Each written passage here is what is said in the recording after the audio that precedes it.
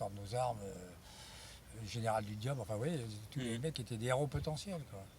Et maintenant, on devient des mecs potentiellement dangereux, on dirait qu'on pensait à prendre des risques. Il y a une espèce de hiatus, d'ailleurs, il est bien placé pour savoir, puisqu'il y a une évolution quand même dans l'évacuation des gosses. Et là où on était des héros à prendre non seulement à prendre des risques, mais les maîtriser, c'était d'ailleurs ce qui fait la vie. Maintenant, moi je vois, j'organise des meetings, etc., on ne sait plus quoi faire. Moi, je fais des fois, j'ai des chefs d'entreprise, moi je suis pas mais qui m'invitent de temps en temps pour faire, je dirais, un petit hiatus, un petit truc sur la prise de risque, la maîtrise des risques et surtout la maîtrise de l'échec. La gestion de l'échec, on va dire ça comme ça.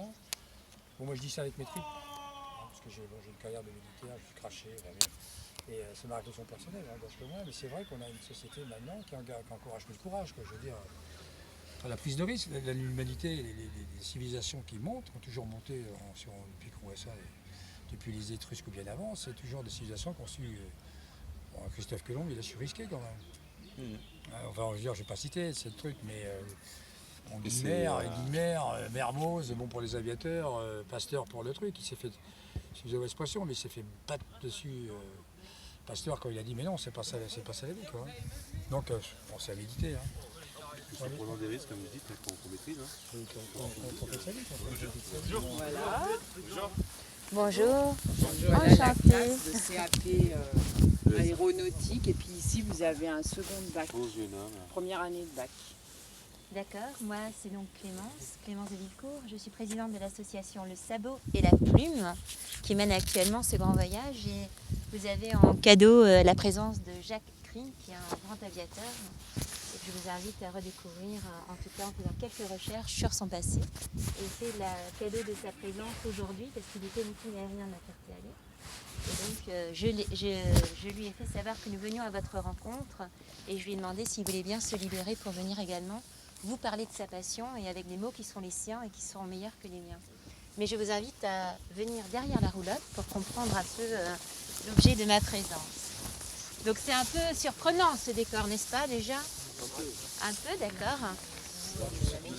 Je vous remercie. En tout cas, merci de nous avoir accueillis. Voilà. Alors, ce qui va être intéressant de comprendre, ou en tout cas de vous interroger, c'est pourquoi avez-vous choisi ce secteur et cette section de l'aéronautique? Vous avez certainement des passés différents. Et est-ce que l'un de vous peut me dire pourquoi vous êtes là? Qu'est-ce qui fait que vous avez choisi cette section? Est-ce que c'est vraiment une détermination profonde? C'est un combat difficile ou c'est un peu parce que vous ne savez pas trop où aller? Je pense, moi, que c'est parce que je ne savais pas trop où aller. Vous ne saviez pas trop où aller? Et les autres, c'est pareil? Parce qu'on a envie de faire ce métier. Et quand vous dites vouloir faire ce métier, c'est quoi exactement? En sachant que l'aéronautique est très vaste, ça m'intéresse. En fait, vos parcours m'intéressent vraiment beaucoup. Donc n'hésitez pas à profiter de cette heure. Donc, Nous, on veut se spécialiser que dans la maintenance aéronautique. Maintenance aéronautique? Pareil? Moi, c'est juste pour travailler sur un avion. Travailler sur un avion, d'être au contact de l'avion et tout ça, ouais. Tu es bricoleur? On va se tutoyer, hein. Et vous pouvez me tutoyer, donc ça veut dire que c'est un rapport équilibré. Oui, un peu. Ouais. Pareil. Être sur la maintenance d'avion, genre Airbus et tout ça, l'assemblage? Ouais. Et assemblage? Ouais. Alors, est-ce que si je vous parle de Jean-Marie Lebris, ça vous dit quelque chose ou c'est le grand néant? Est-ce que quelqu'un sait qui est Jean-Marie Lebris? Le grand néant, d'accord. Alors Jean-Marie Lebris, c'était un marin breton qui avait un rêve qui était de sauver les marins en péril. Il était là et puis il voulait absolument sauver les marins en péril, mais il voulait les sauver par voie aérienne parce qu'évidemment la communication avec la Terre était rendue trop longue avant que le message n'arrive et qu'on puisse sauver. Ce rêve, il l'a poursuivi en observant, parce que l'observation est évidemment fondamentale dans la compréhension de comment faire voler un plus lourd que l'air. Et ce marin breton né à Concarneau et arrivé vers Douarnenez est parti dans les mers du Sud et il a été au contact de la marine aéronautique. Et en observant l'albatros, il a compris comment fonctionnait l'envol et comment fonctionnaient ses ailes. Il a donc construit la barque ailée.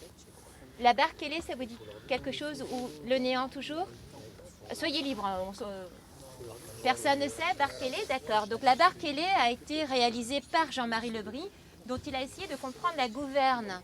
Vous savez que les ailes ont une importance, que dans la construction de l'avion, il y a des clés pour qu'il puisse voler. La légèreté, la manière dont les ailes sont construites, la manière dont la vitesse prend. Et il a construit la barque ailée, donc il l'a mise sur une charrette. Évidemment, la problématique était comment on remplace le moteur, puisqu'on n'a que des moteurs pour l'instant avec des animaux, et on n'a pas trouvé le moyen de construire des moteurs à réaction et autres. Donc, il met la barque ailée sur une charrette qu'il va tracter avec ce qui était alors le moteur, c'est-à-dire un cheval, sur la plage de Plonévé-Porzé. Le cheval part au grand galop et en partant au grand galop, la barque s'élève et participe au balbutiement de l'aviation. Et la barque ailée se trouve aujourd'hui au musée de l'air et de l'espace au Bourget. Voilà, donc vous êtes peut-être déjà allé au musée de l'air et de l'espace? Jamais, alors je vous invite évidemment à aller le découvrir pour aller plus loin dans vos métiers, puis comprendre un peu, puis interroger. Hein. Donc, la volonté de ce voyage, c'est pendant 180 jours de revenir sur toute cette histoire de l'aviation, depuis les précurseurs, les pionniers. Et est-ce que vous connaissez quelques pionniers? Farman, Santos Dumont. Santos Dumont.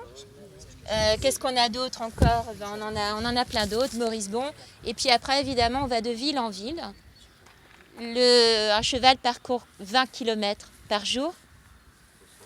Donc, nous parcourons 20 km tous les jours et nous invitons les villes qui ont toutes un lien avec l'histoire de l'aviation à nous renseigner sur cette grande épopée et en même temps vous permettre à vous qui êtes dans le milieu de l'aéronautique de découvrir les métiers auxquels vous pourrez ensuite aller et évidemment les compagnies aériennes. Donc là, nous sommes à 73 jours de voyage. 850 km parcourus et je reviens du meeting aérien de la Ferté-Alais où j'ai rencontré votre professeur. Évidemment, connaissant votre section, j'ai proposé de venir vous découvrir. Donc je vais vous laisser en compagnie de Jazz qui va vous faire le tour des flancs de la roulotte et puis n'hésitez pas à lui poser des questions, à sortir enfin, toutes les questions que vous avez à vous poser ou vous avez envie de lui poser, n'hésitez pas. Et profiter de sa présence. Et moi, je vais prendre, dans ces cas-là, on va diminuer les groupes. Je vais en prendre, vous êtes combien au total? 10? Et bien, j'en prends 5 avec moi. Vous allez monter dans la roulotte. Alors, moi, je préfère, si ça ne dérange pas, j'en ai pas pour longtemps. Mais... Parce qu'il faut que tu t'en laisses. Non, mais je veux dire, vaut mieux les prendre ensemble. Puis après, Ah, ok. Je vais pas faire de premier discours, c'est ça, que je vais leur donner des éléments. Hein. Ah, ok, c'est bien. Et bien, on va rester tous ensemble. Bon, on va rester tous ensemble. Tous groupir. Bon, qui veut vraiment faire de l'aviation? Je veux dire, ça vous fait rêver la nuit ou vous avez déjà piloté? Bon, vous pensez que vous allez piloter? Bah oui, évidemment. Alors ne renoncez jamais, dites-vous les gens qui vous disent que c'est compliqué. Il y a deux parties dans la vie. Il y a les gens qui veulent dire, oh mon pauvre chéri, mais tu penses pas, les maths, les machins, les bazars, les bidis, ils vont vous mettre 10 couches pour vous dire à quel point c'est héroïque, c'est compliqué, c'est la conquête de la montagne sacrée. C'est faux. Il faut les écouter parce qu'ils vont vous dire peut-être les obstacles à surmonter. Et si vous avez envie de le faire, vous le ferez. Si jamais rencontrez quelqu'un, un être humain dans la vie, qui n'est pas motivé par quelque chose, il ne va pas y arriver non plus. Donc si ça vous branche, faites à fond là-dedans. Et je vais même vous dire, ça devient plus du travail, ça devient du plaisir. Moi j'étais issu d'une famille modeste, j'en ai eu jusque-là le jour où j'ai dit que je voulais être aviateur. Si j'avais écouté ce que m'ont dit mes parents, mes profs, etc., j'aurais jamais osé y arriver. Bon, ça veut dire que comme j'avais ça un peu au fond de mes tripes, même les maths, j'ai réussi à les passer. Et c'est pas la science des gens intelligents, c'est l'idée qu'on s'en fait. Bon, il y a une chose aussi, c'est le bon choix que vous faites parce que la société actuelle est un petit peu en remaniement et tout ce qui est industrie aéronautique, les compagnies aériennes, les constructions d'avions, tout ce qui a trait à l'aéronautique, tous les métiers annexes, ça se développe énormément. Et vous êtes pratiquement à 100% sûr de trouver du boulot dans l'industrie aéronautique. Bon, il y a des petits jeunes qui sont au lycée technique de Sarny, là, je ne sais pas si c'est près de vous. Bon, il y en a qui font des carrières qu'ils n'auraient jamais osé même imaginer. Il y en a qui sont partis dans la marine. C'est un beau boulot, hein, quand on est bien aujourd'hui à la Ferté, le quartier maître, le second maître, ça pète un peu. Il commence à devenir quelqu'un qui prend sa place. Arnaud Grangier, je ne sais pas si ça dit quelque chose, c'était un petit jeune homme, j'ai emmené il y a 25 ans faire un tour en avion. Depuis ce temps-là, il a progressé et un jour, il faisait bien son boulot. Il est maintenant chez Airbus et au service qualité d'Airbus. Il vient faire 3 séjours de 6 mois en Chine. C'est l'autre vie, quoi. Hein. Bon, hein, je veux dire, il revient et c'est plus le même mec, quoi, parce que d'abord, il sait qu'il est capable de le faire. Il a vu d'autres civilisations, il a vu les Chinois, les petites Chinoises, elles sont mignonnes aussi. Là, en concours interne aussi, c'est important, c'est important. Vous savez qu'une femme peut transformer un homme en gamin, mais un gamin en homme. Donc choisissez la bonne. Hein. ne vous dis pas ça, mais c'est important. Donc, ce que je veux dire également, ce sont des industries, dans les grandes compagnies, si vous voulez bosser en travail interne, vous pouvez progresser, c'est-à-dire vous pouvez commencer arpète, technicien, vous pouvez passer des diplômes d'ingénieur. Je parlais d'Arnaud, depuis 6 ans qu'il est là-dedans, il est en train de passer, pour monter ingénieur en compagnie, comme on dit, en boîte. Et il est toujours motivé, c'est toujours un boulot intéressant, il gagne bien sa vie. Et c'est un métier où les hémisphères cérébraux travaillent bien, vous voyez, on ne mord pas idiot là-dedans. Il y a ceux qui peuvent faire la branche des pilotes, hein, vous pouvez envisager après. Il y en a qui ont commencé modestement, je dirais, parce qu'ils Par leur BIA. par leur BIA, et puis par la petite porte ou la grande porte, ils sont maintenant pilotes, ils sont pilotes de chasse sur Rafale, ou ils sont commandants de bord à Air France ou ailleurs. Donc, à votre âge, à votre niveau, ne limitez pas vos ambitions, tout est possible. Même à mon âge, il y a des choses encore possibles. Ok? Bon, voilà, alors allez-y, mettez le paquet, c'est vraiment chouette. Essayez de vous faire payer un petit baptême de l'air un jour, histoire de voir si en branlant la manche, vous sentez, vous allez voir que ça vous fait plaisir tout de suite. Peut-être qu'on vous dira aussi qu'il y a le BIA à faire. Et puis il y a des stages de planeurs qui sont quand même, je sais pas moi, faites-vous faire ça par grand-père, grand-mère. Là, on part avec une dizaine d'élèves sur le camp de fait à Issoudun. Ouais. Je pars du 23 Très juin bien. au 14 juillet. Essayez de... Et puis justement, la Fédé leur a offert. Voilà. 3 Alors 000 soyez malins, il y a des tas de 3 000 possibilités. euros d'heures de vol. Soyez malins, quoi, profitez de toutes les aides qu'on vous donne. Je dirais faire du planeur parce que c'est plus facile, c'est moins onéreux que les avions. Et en plus, tous les pilotes de planeur sont toujours meilleurs que les autres. Vous pouvez être un excellent pilote d'avion, il sera à niveau égal. Celui qui aura fait du planeur, il aura quelque chose en plus. Comme on dit, c'est comme la danse classique ou le chant classique. Ok? Bon, alors je vais vous faire un petit speech là, sur les gens illustres qui ont lancé l'aviation. Intéressez-vous de temps en temps au récit d'aviateur, hein, je dirais ça va vous donner, ça va vous fortifier. Bougez-vous le cul, comme on dit. Restez pas contingenté dans le minimum à faire. On a une civilisation actuellement qui vous apprend, je vais te dire, à être très très formaté, pas prendre de risques, alors que la vie n'a d'intérêt, comme j'ai vu de l'autre côté, que si on la risque. Mais risquer sa vie, c'est pas mourir, c'est pas se foutre dans un accident. C'est d'aller dans une situation où on a envie d'aller et voir tout ce qu'il faut, bien réfléchir pour y arriver. C'est pas suicidaire. Alors que maintenant, il y a un risque, il ne faut pas le faire. C'est une imbécilité.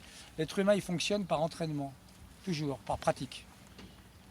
Même si vous n'êtes pas motivé pour être menuisier, parce que s'il y a l'autre affaire, si on va vous faire raboter un morceau de bois 1000 fois, vous allez dire, je vous garantis, vous saurez le raboter, trouver le fil du bois.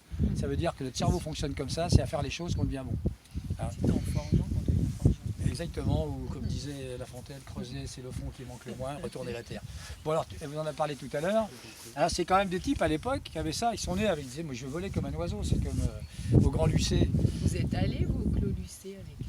Non, c'est pas votre classe. Non mais vous voyez, bon, il y a des gens qui ont une formation, je dirais, intellectuelle ou de pensée, hein, qui leur fait découvrir des choses. Donc c'est tous des gens qui ont voulu voler, ça c'est toutes les étapes avec rien, qui ont réussi à faire voler le plus lourd que l'air. Alors Clément Ader, lui, c'était extraordinaire parce que, bon, alors il y a une grosse biche-bille avec les frères Wright, mais il a quand même fait un bond d'une 30aine de mètres avec machine à vapeur en imitant les oiseaux. Alors on n'en est plus là maintenant. Et c'est des gens qui ont passé, c'était une conviction au fond d'eux, rien n'existait dans leur vie que de réaliser ça. Et dans la vie, il y a des gens qui attendent toute leur vie qu'on leur dise ce qu'ils ont envie de faire, et il y en a qui naissent, ils savent déjà ce qu'ils ont envie de faire. C'est comme ça. Bon, alors essayez de savoir, vous, à un moment, dire c'est ça que je veux.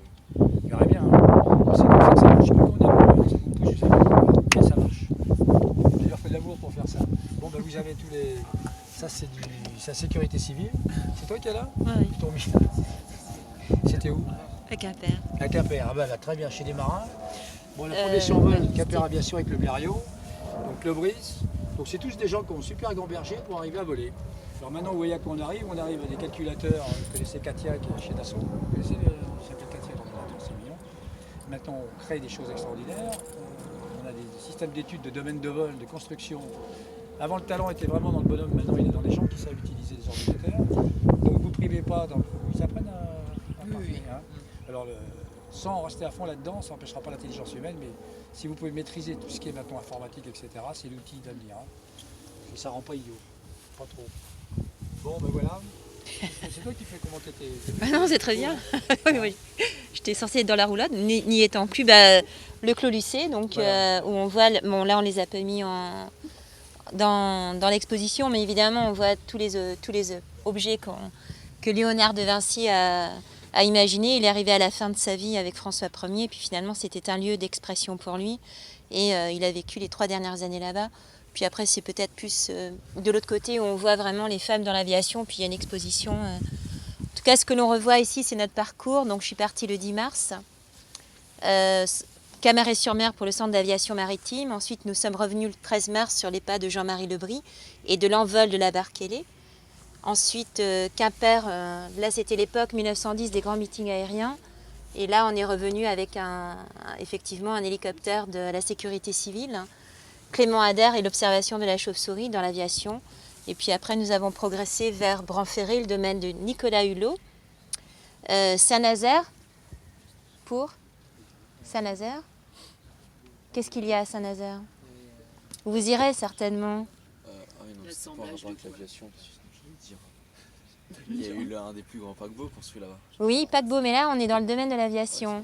Ça commence par un A. La 380. Oh, très bien. Ah bah oui, mais ça, c'est marqué. Donc, de quelle entreprise? Airbus. Voilà, Airbus. Puis après, on est allé au musée régional de l'air d'Angers, où nous sommes restés une semaine. Nous étions sur les pas d'Hélène Boucher, des 12 heures d'Angers à ce moment-là, et de René Gagné, qui est celui qui a vraiment permis le développement de l'aviation en Anjou, Amboise et le Clos Lucé, où là, vraiment, c'est le domaine des connaissances et des techniques, de l'observation, des connaissances. Et puis, nous sommes allés vers Étampes, Patrouille de France, Hélène Boucher, et enfin 18-19 mai, le meeting aérien de la Ferté-Alais. Donc là, on est à 850-880 km parcourus et notre moral est excellent. Donc on va de l'autre côté.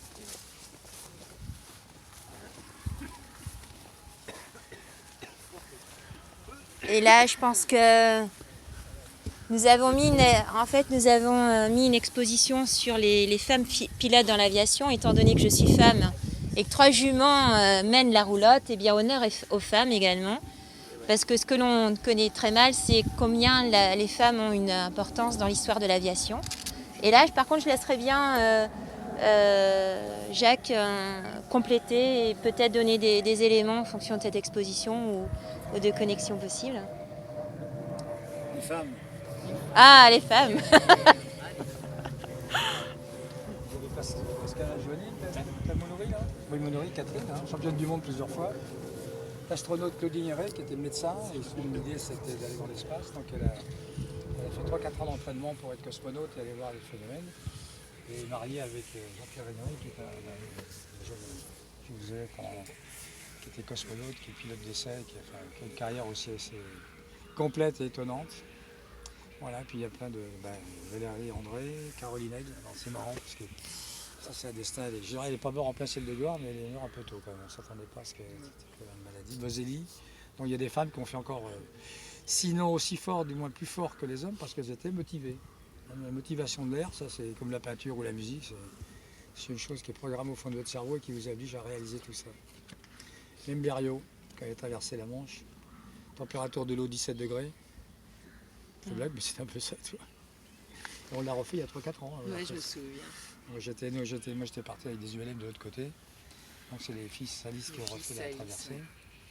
Voilà. C'est des grands moments, je peux vous dire, c'est une vie qui se remplit. On ne peut pas se passer de l'effort. Si vous fuyez l'effort, vous allez vous faire chier toute votre vie. Vous allez être dans un état d'esprit, une espèce d'induction négative, quasiment déprimé. Vous allez être contre tout. Vous savez, les mecs qui râlent tout le temps. C'est les mecs qui n'arrivent pas à trouver sur une porte de sortie, une porte ou une voie, où ils vont se réussir quelque chose et ils vont se faire plaisir. Et derrière l'effort, il n'y a pas le réconfort, il y a aussi le réconfort, mais il y a surtout le plaisir d'avoir réussi. Alors, à chaque fois que vous avez envie de dire trouver de bonnes raisons pour biaiser, je ne sais pas si vous vous rappelez, Guillemard disait faire face. Bon, c'est toujours un peu en dérision, mais faire face, c'est une excellente attitude mentale. C'est que là où il y a quelque chose qui vous aimeriez bien, un petit désir, mais vous avez un peu la trouille, il faut y aller. Il faut y aller. Bon, pas pour se faire mitrailler, hein. Il faut y aller pour réussir. C'est un bon indice quand quelque chose de fort, mais se dit, j'ai un peu la trouille d'y aller, c'est là quoi. Bon, et c'est là qu'on se rend compte que derrière, il y a un autre espace, il y a une réussite, il y a un autre plaisir, un vrai plaisir de savoir ce qu'on veut faire et de pouvoir le faire.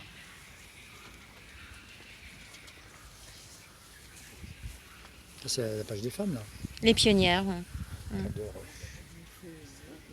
Thérèse Pelletier, je veux dire, elle avait du courage à l'époque parce que déjà elles étaient en grande jupe et puis deuxièmement tous les mecs la regardaient de travers. Quoi. Je peux pas dire qu'on leur... C'est comme les dames quand étaient les premières avocates, les premières profs, tout ça. C'était... Il y a une période dans les années 1900 qui était des femmes à la maison et rien d'autre. Alors le fil conducteur évidemment entre les chevaux et ce thème, c'est que on a évidemment l'histoire de Jean-Marie Lebris, on en a d'autres, Santos Dumont et Quino, c'était un âne. Mais notre volonté, c'est de pouvoir venir à votre rencontre. Avec un avion, ce sera un peu compliqué. Donc là maintenant, je vais vous faire voir et visiter l'endroit où je vis, je mange et je dors pendant tout le long de ce voyage. Et l'intérêt, c'est qu'avec 3 juments, je me faufile un peu partout, quoi. Alors,